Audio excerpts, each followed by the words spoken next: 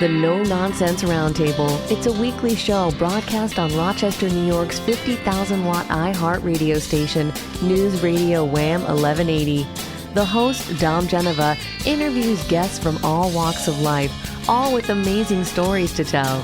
What you are about to hear is a recording of a previous broadcast with limited commercials. Now, here's host, Dom Geneva. This is Dom to tell you a little bit about today's show. Last week, I had on as a guest Marc-Anthony Arena. He wrote a book, How to Protect Yourself from Your Computer. He calls himself the computer exorcist. And boy, is he right. There's more stuff hidden on your computer and things you need to know than you'll ever know. So what I decided to do is record a second show with him because it was so interesting and there's so much content there. So that's what you're going to hear right now is the second show with the computer exorcist. Well, welcome everybody to another edition of your No Nonsense Roundtable. I'm Dom Geneva, your host, and we have the second show with a guest that I was particularly having fun with and has a wonderful story to tell. Industry expert on computers, your laptop. His name is Marc-Anthony Arena, and our last show a little while back, we kind of scratched the surface of some of this stuff, and we have a lot more to talk about. Exactly. There's just so much out there. Yeah, and so Mark has got this company, and let's get that out there right away because you're going to want to contact him. You're going to want to get his book and whatever. And his book is How to Protect Yourself from Your Computer. And you know what? It's almost like it should be from your own computer. This thing is sitting by you, and it's really not your friend. Yeah, we used to own our products, Dom. You would buy a product and it was yours and you could do with it what you will, right? And it was with your cars, with your appliances, whatever. But now, unfortunately, this industry believes that these are their products to do whatever they want and you are just a pair of eyes to advertise to. Mm-hmm. It's really unfortunate. And we're going to talk about with update attacks and with the cloud-controlled Gizmo scandal. These products are controlled by their factory. Right, and you have very little control over it.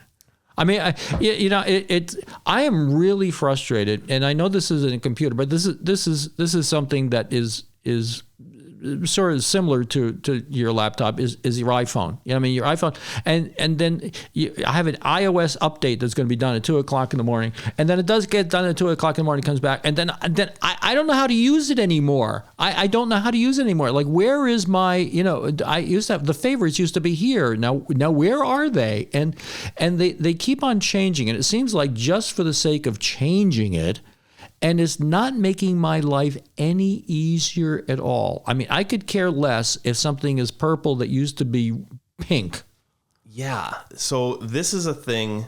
This is real. This is a thing. It's not just you. And I gave a talk once at the RAT Inn and Conference Center.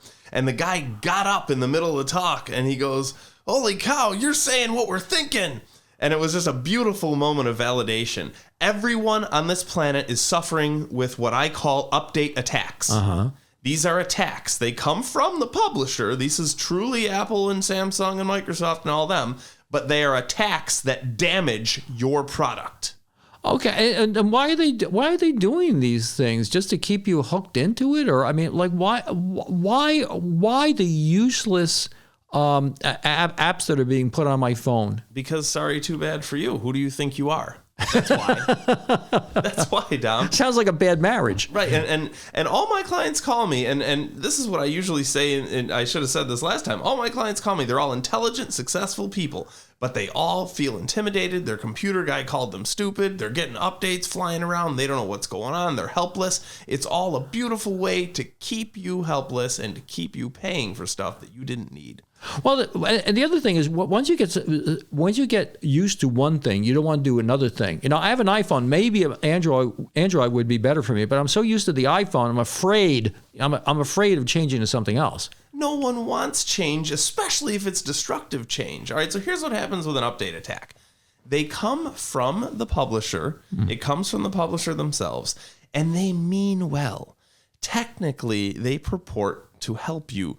It's like a patch. It's a chunk of duct tape or Bondo that they're going to plop onto your product, really because they didn't perfect the product before they sold it to you, right? What if you sold someone a half-assembled car and said, hey, happy trails, and kicked them in the pants, right?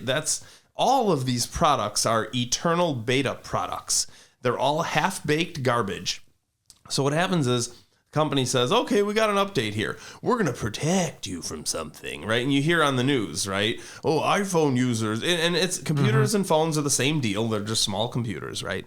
And they say iPhone users have to do this update because it turns out that if a guy in Siberia is wearing a hoodie and the hoodie is green and it's a Wednesday at 2:54 p.m. and it's a high tide and a new moon, you might be at risk.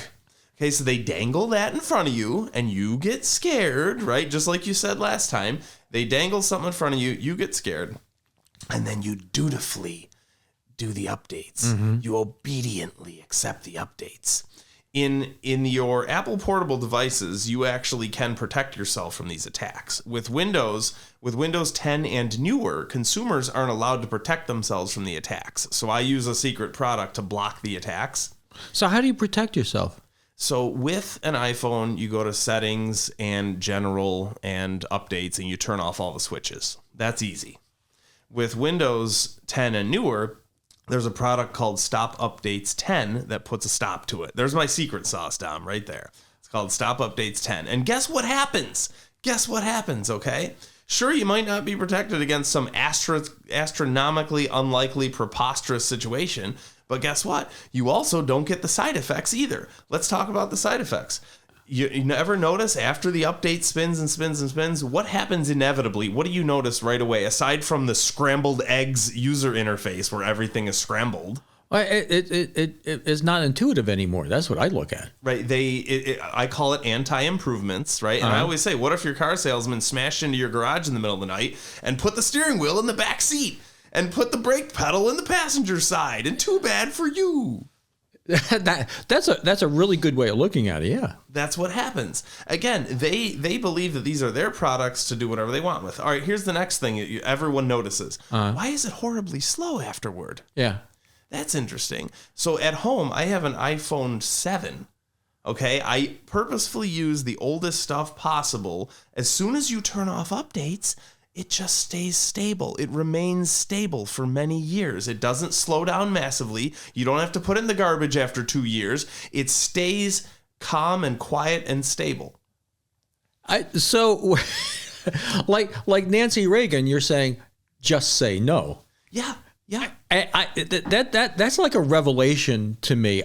So I can opt out on my iPhone of updates and keep it the way I wanted it. Yeah, every few years you might have to do an update to comply with some app that's making itself worse. It's the same thing with your web browsers, right? Websites make themselves worse and more ultra bloated every couple of weeks. So you only have to update your browser every couple of years. You don't need to do it every 12 minutes when they beg you. All of the hype reveals the desperation. Okay. There's a book called Why Software Sucks, and it's the inspiration for my book because he does it all in colloquial terms in plain English. He's a computer professor who wrote the book so that his hairdresser could understand it. Okay. And it's increasingly relevant. It's from 2007, but it's increasingly relevant. It explains the mindset behind this computer industry that changes things just to justify their salary. We're talking with Marc-Anthony Arena, industry expert on computers, your laptop in particular, how to protect yourself from your computer. Can find you at the web address is Computer Exorcist. The Computer Exorcist.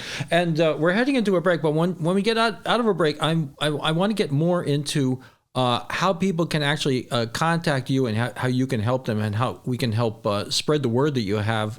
If nothing else, spread the word that you have, but also get some people straightened out because I got to tell you something. I've learned a lot from the last show and this show already. So we'll see you right after this. This is Dom for my friend John Myers and his new company, Life Interviews. I'm going to ask you to go look at the website he has, Life Interviews. There's no T in it, Interviews, where you'll see a fantastic presentation on what they do. And what they do is create a video legacy for you to pass down to future generations.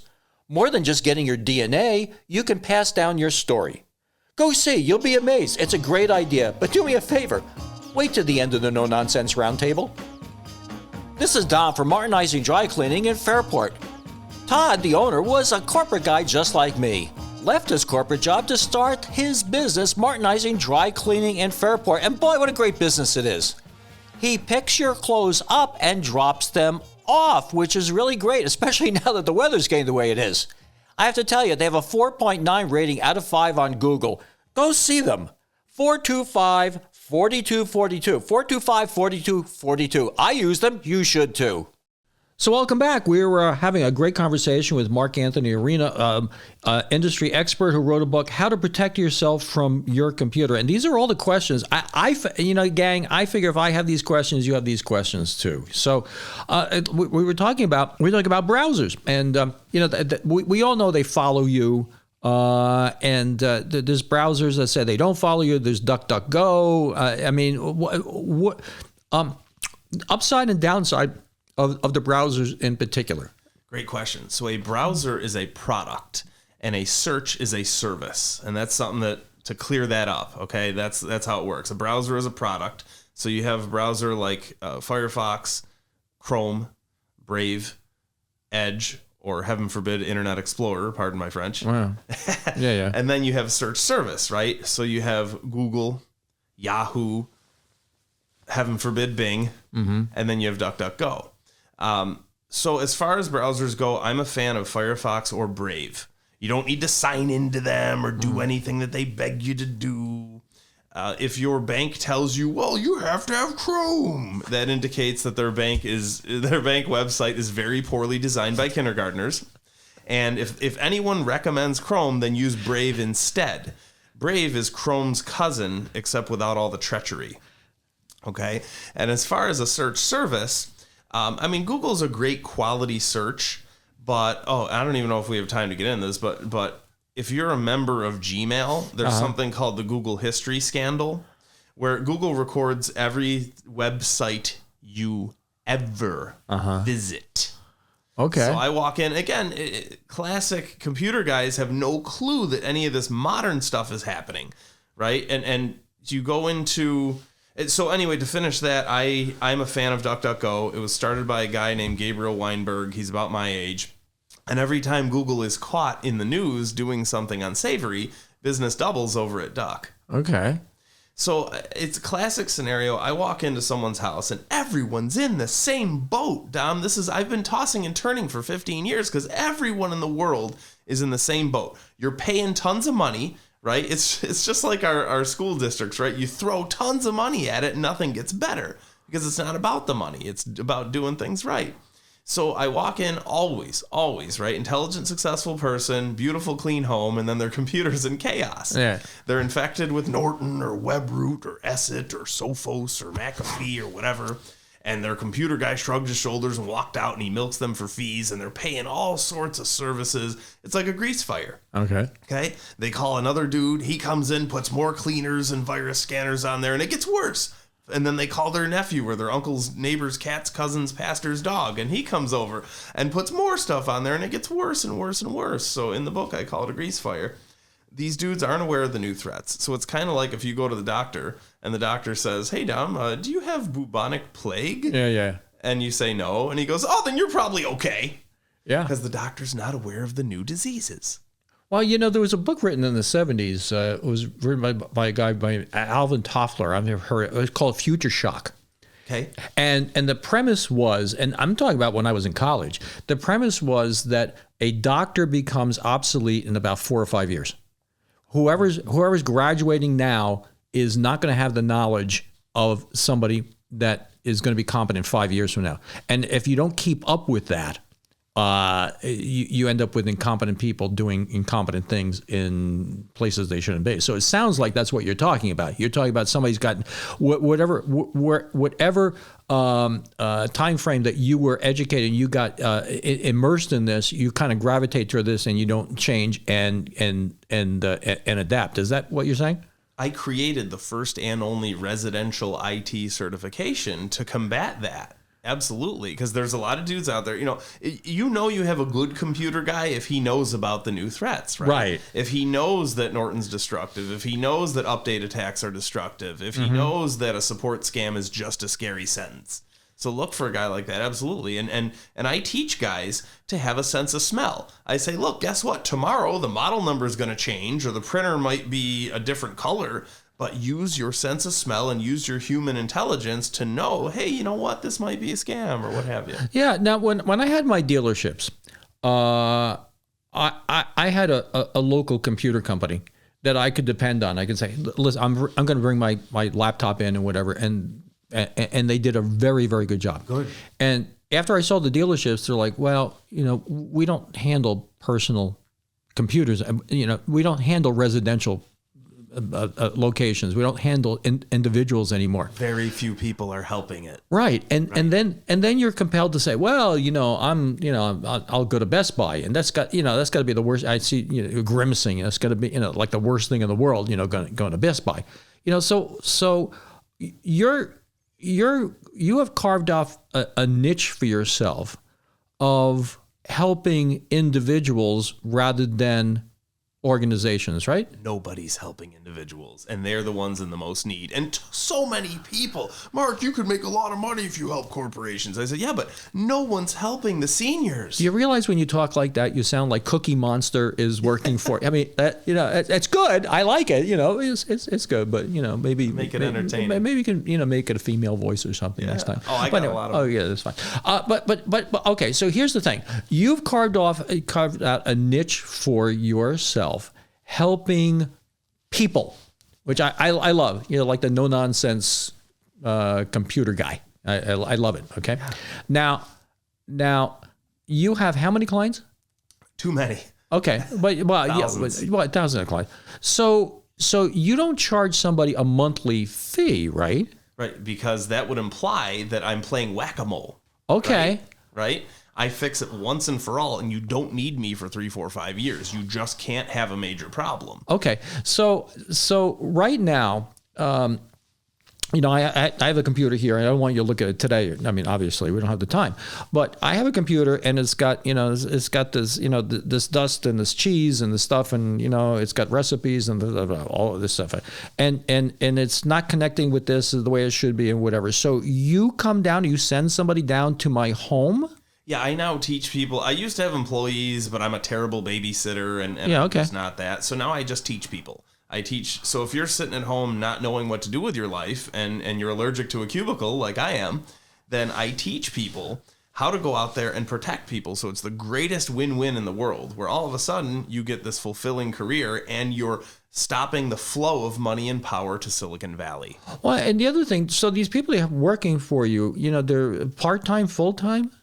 I teach guys, and they're fully independent, and they do whatever they want. Wow, it would be a really great thing to. My son-in-law in particular is very good at this stuff. I mean, we're going to talk about some of the stuff that he talks about. Have no idea what he's talking about. He's talking about open source and closed source and this. He's brilliant with this stuff. And my thought was that. This would be a good way for somebody who's smart like that to pick up a few extra bucks. I mean, you get somebody's house on a Saturday, at night or whatever.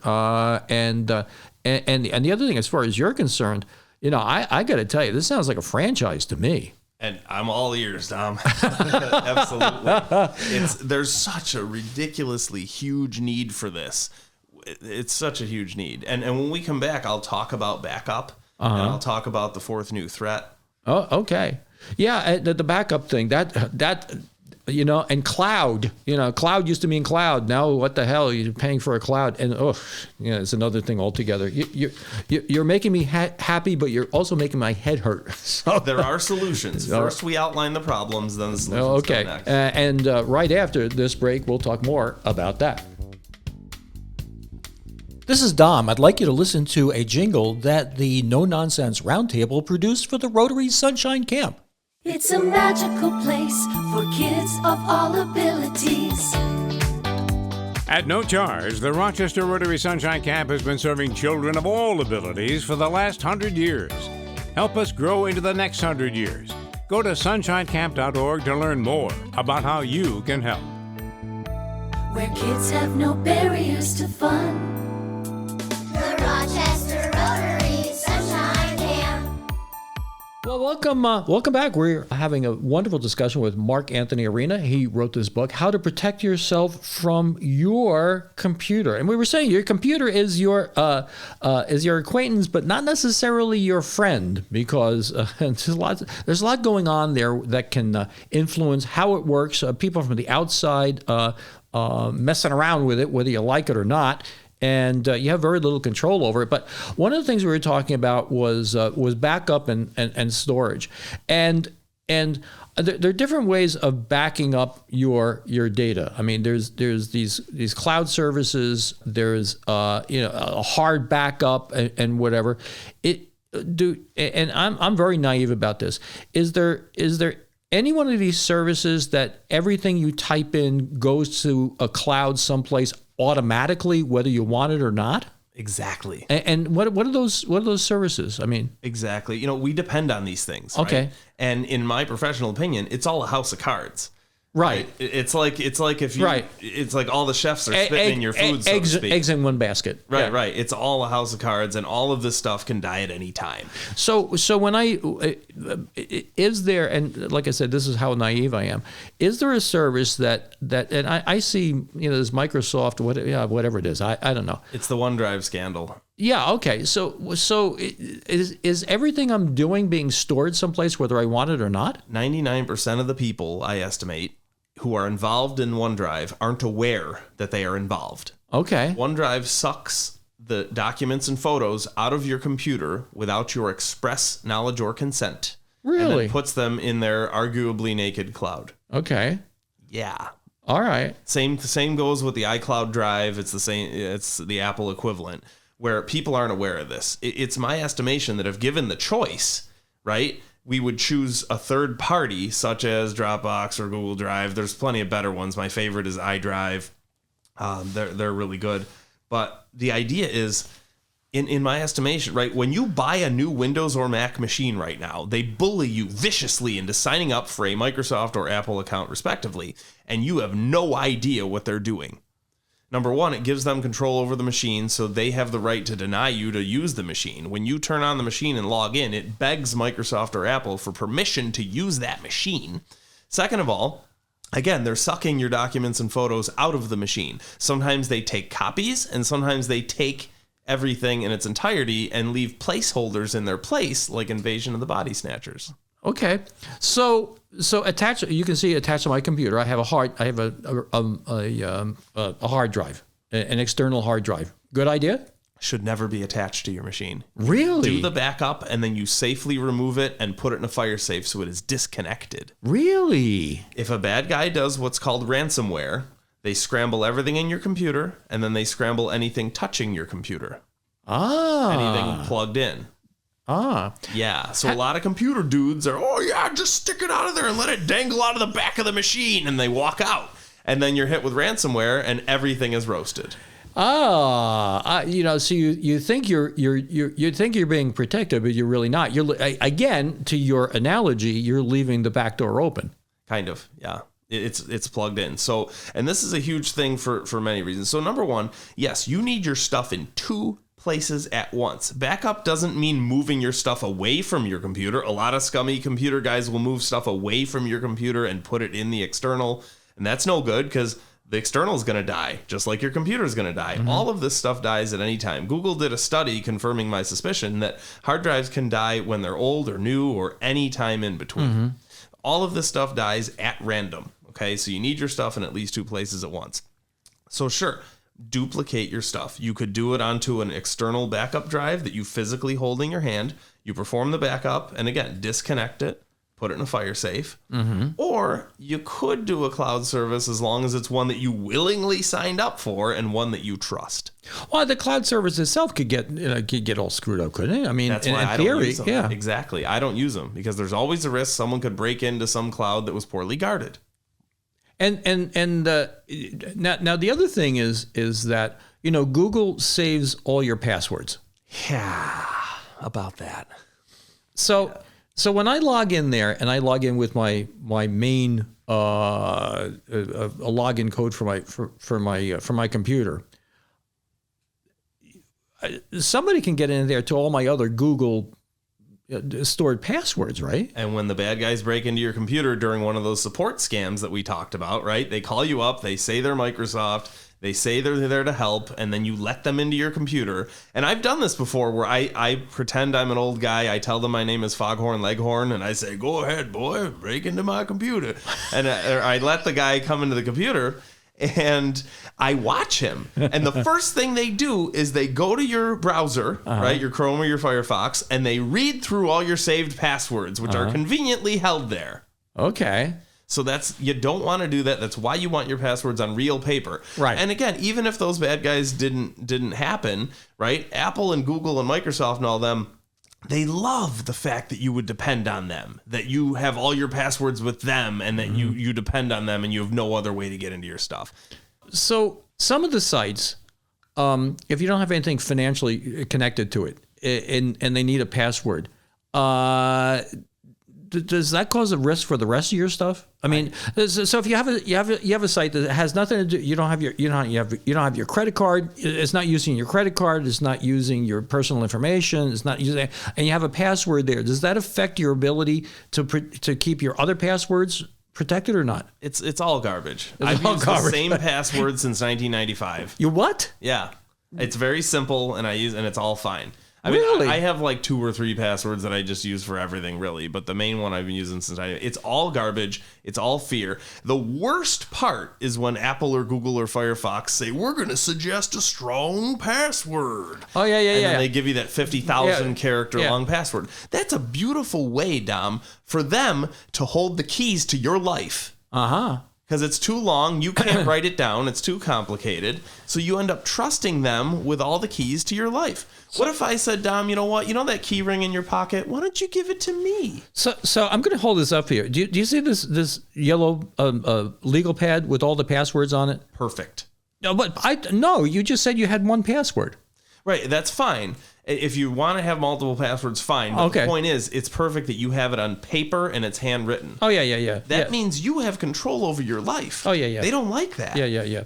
This is hidden someplace in the no-nonsense archives for nobody to see. And you can't read my handwriting anyway, so there you go. So regardless of your level of technical skill or ability, the point is to protect yourself and to always have a healthy level of suspicion for big tech. Well, it seems like what you're saying is that there are some things that you rationally need to worry about and some things that are irrational and you don't need to worry about. And it's like the last show, you were talking about cookies. And you're like, well, don't be afraid of cookies. Cookies, if anything, they seem like they're minor potholes in the road in the road you're traveling. Avoid them, don't avoid them, but it's not gonna wreck your car. Exactly. There's other thing. This thing where you get somebody trying to scam you. The middle of the bridge is out. Yeah. That's a problem. That's something you should look out for. Yeah, that's a problem. That's what you have to look out for. Yeah, and it's use your good sense, folks. When I give talks to senior citizens, I say, you guys have something that I don't have, and that's wisdom.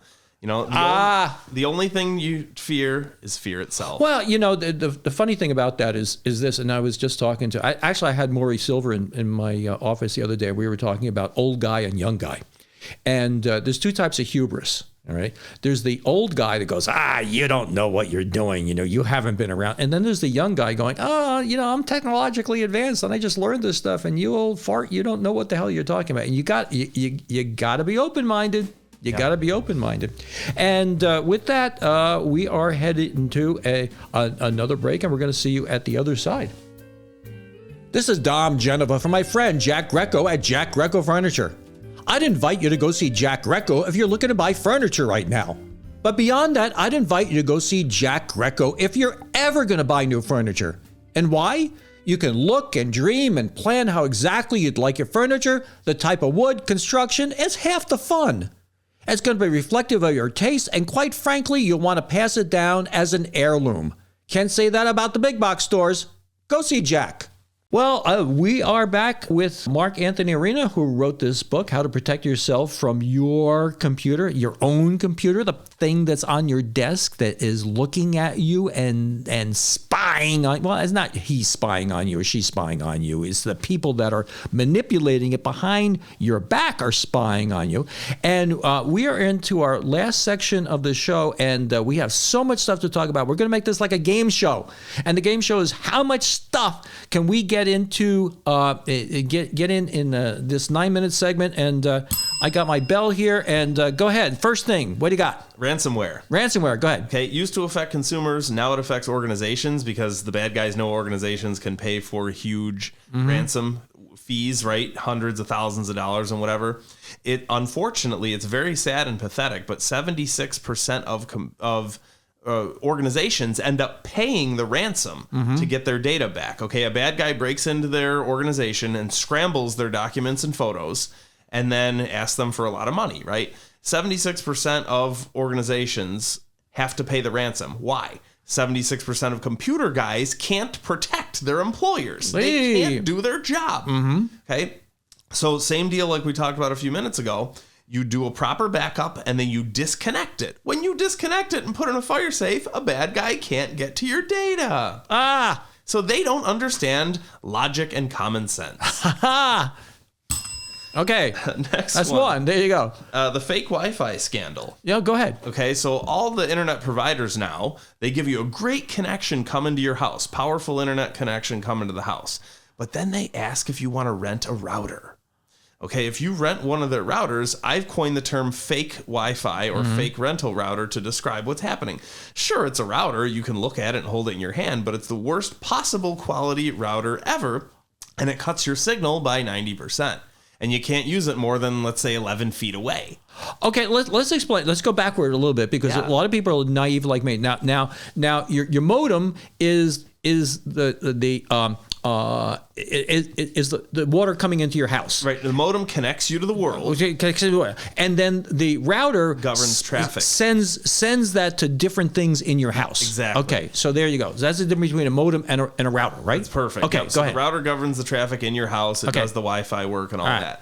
So if you rent a router from your provider, right? Any of the providers in town are doing this now. They're all great providers, but the router is garbage. And if you walk away more than 11 feet away, all of a sudden you have problems with your Zoom and problems with your streaming and it's buffering and crashing and whatever. It's because of the fake router. Okay, so you could have this fire hose coming into your house with water. Exactly. And then if the little hoses go into the rest of the stuff are too small, it's not doing you any good. Is that it? I actually use that analogy when I give speeches, and I have a comic book cover of Dennis the Menace when he crimps the hose and Mr. Wilson's trying to drink from the hose. So think of your fake router as them crimping the hose so that all this water, you can't enjoy it. Okay, I'm going to bell. Next. Next one, and by the way, buy your own real router, and that solves that. Okay. Next one is the smart TV scandal. Okay. We want to watch content from the internet, and that's great, right? You get a Roku, you get a Fire Stick, you can watch internet content with the convenience of a remote. That's awesome. So the industry realized, hey, wait a minute. These Rokus and these Fire Sticks and all these streaming devices, they slow down after 2, 3, 4 years. Why don't we integrate them into the television? So now you have to buy a new television in 2, 3, 4 years. Every couple of years now, if you are afflicted with a smart TV, it'll slow down after a couple of years because of update attacks. Okay. So the factory attacks their own televisions with update attacks, right? And again, if you had a little external Fire Stick or Roku stick, big deal. You recycle that and you put a new one in $40. But the idea is if you have a smart TV, they want you to put the whole thing in the garbage. Ooh.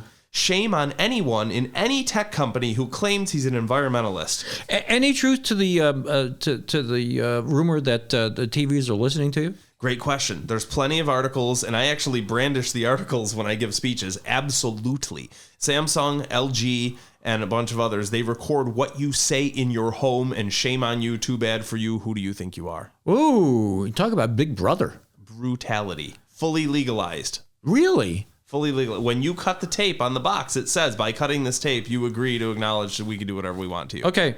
Bing. Next one would be printers. Yeah. Okay. We're spending all this money in these printers.